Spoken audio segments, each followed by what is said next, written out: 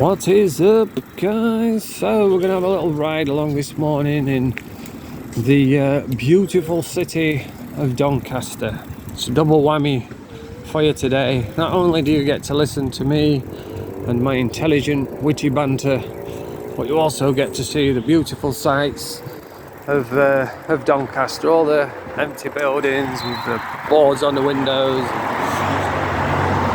all the foreigners yapping in their own language.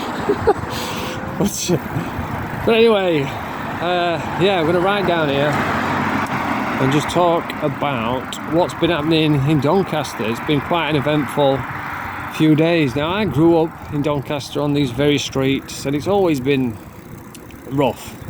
You know, it's always been a hard place to live. But lately, it's just off the charts.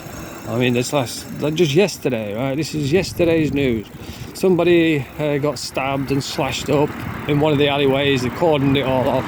I've just been over there, but they've reopened it again now. And there was another incident as well, which was, I don't know exactly what happened. I just read it on the Free Press website, which is a Doncaster newspaper, and it said a woman tried to run somebody over with the car, and then jumped out of the car and stabbed some disabled woman with a dirty needle. And at the end it said out on bail. I said, what? Out on bail? Fucking hell. Meanwhile, old Paddy's sat over there in the corner, can't even, oh, there's the early Donny, can't even get bail for nicking a box of chocolates and a couple of Milky Ways. But, you know, go out stabbing people with dirty needles and they just let you out. There's the probation office. Spent many moons in there when I was an addict. Fucking probation office, what a load of shit that was. You'd go, right, you'd get like 6 months probation, go over there, you'd sit there for like half an hour, someone would come and see you, say, yeah, you alright then? Yeah. Everything good? Yeah. Alright, see you next week. And that's it. I was like, oh, well, I'm cured. No longer a criminal. That 2-minute interview asking me if I was alright has just changed everything. That's what it was like back then. Yeah, there was some boxing on last night in Doncaster at the Keeper Moat Stadium. There was a lad from Bowlby boxed on there, didn't win, but he put up a gutsy performance. Lewis Booth, Terry Harper, the multi-weight world championship boxer woman. I think she defended a WBO belt. She made it look easy, to be honest. And then, bloody hell, what? Maxie Hughes. You know, he's a really good boxer from Doncaster. He doesn't really get the credit he deserves because he's a nice guy. He's not one of these that goes out shouting his mouth. He's a lovely, down-to-earth, a bit like me, lovely, down-to-earth kid, but he can really box. And he boxed last night, and he was fighting someone. Oh my god! There was another one of those fucking decathlon marathon runners. He just ran around the ring. He just wouldn't engage. I hate boxers like that. Now I can appreciate the art of boxing, you know, someone like Floyd Mayweather or Lee Selby, the Welsh kid, that's slipping, sliding and countering, and you know, but you've got to throw punches. It's no good just running around and shuffling your feet and not throwing punches. It's just boring. But anyway, he got the win. Yeah, I've just been through town. It's the usual setup. No one speaks English, everyone's like, da, da, da, da. And that's why they don't send people to prison. That's why people are stabbing people in the streets with needles and getting bail for it, because there's too many people. Nobody speaks English, and I understand, right? Having foreigners over, not a problem, right? They don't even have to work. Just as long as they come over, they're pleasant, and maybe they're studying, maybe they just want a better life, but surely they've got to speak English. Isn't that like the cornerstone of any community, is being able to communicate? So when they come over, and I was down at the allotment the other day, and there's all foreigners down there now, and he was coming over and screaming and shouting. There's the old microwave, or is that a safe?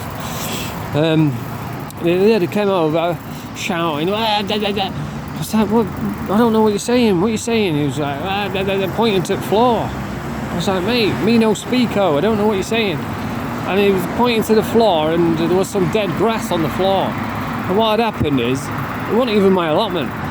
The allotment next to him had been spraying poison, and a little bit had blown onto his grass and killed a bit of his grass. And he was fucking yapping and shouting, and now there's like a frosty atmosphere whenever I go down. Because I'm like, oh, fuck those guys, you know. It wasn't even my allotment. He was fucking yapping at me. Hilton in Doncaster. And this is the famous Doncaster racecourse. Nice ironing board. That's where, if you remember when Danny Christie came to Doncaster looking for big old Brett May, the king of Doncaster, he came here looking for him. That's where he was, over there at the racecourse. I used to go in there when I was an addict. I'm not condoning this, I'm not boasting about it, but it's part of my life. I used to go in there and steal things because they just used to leave it open, and I would go in through those gates over there, which they're locked now, but they didn't used to be, and I used to walk around, go up into the VIP lounge and just get in the fridges, because there was loads of bottles of like Dom Perignon and all champagne for the VIP area, for all the jockeys and the rich people that come here to watch the horse racing. And I'd just slip in when it's off season and just help myself to loads of bottles of champagne. I think I did get caught, and that bit over there, it might be different now, but you used to be able to get in there and there was like walk-in freezers, and I've gone in and it was full of meat, so I'm like, oh fucking hell, I'll take them, you know what I mean, £5 a joint. And I've gone in and it was one of those walk-in freezers where the door shuts, you're trapped in there. And I went in and I didn't know this at the time, so I just walked straight in, and I was I can't remember exactly what happened. I think I propped it up with like a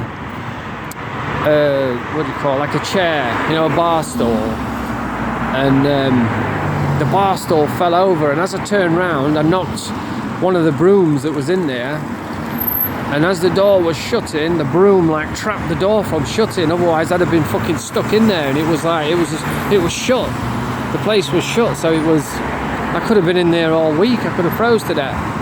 That was one of those like divine intervention moments.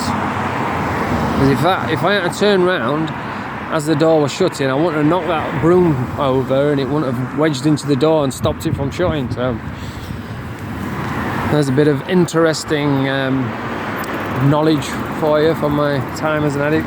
I did go in there a bit ago. It was, you know, to do a video in there, but the people in there didn't appreciate it, and started shouting at me and screaming at me. I was like, fuck it. No, if I'm in the wrong, then I'll leave. And I just left. What's a nice bike, isn't it? Put wheels on that. But yeah, just a little ride along. If you go further down there, that's where the Doncaster Dome is. Some good boxing nights down there. And the Donny Rovers football grounds further down. I think they got promoted and won the league, Doncaster Rovers. I don't really watch them anymore. I used to, but it was so frustrating. They'd get all the way up to the top of the league, and then they'd lose like 10 in a row, and I'd just be fucking gutted. I'm like, fuck this. But anyway, that's the little ride along this morning. Bonjour.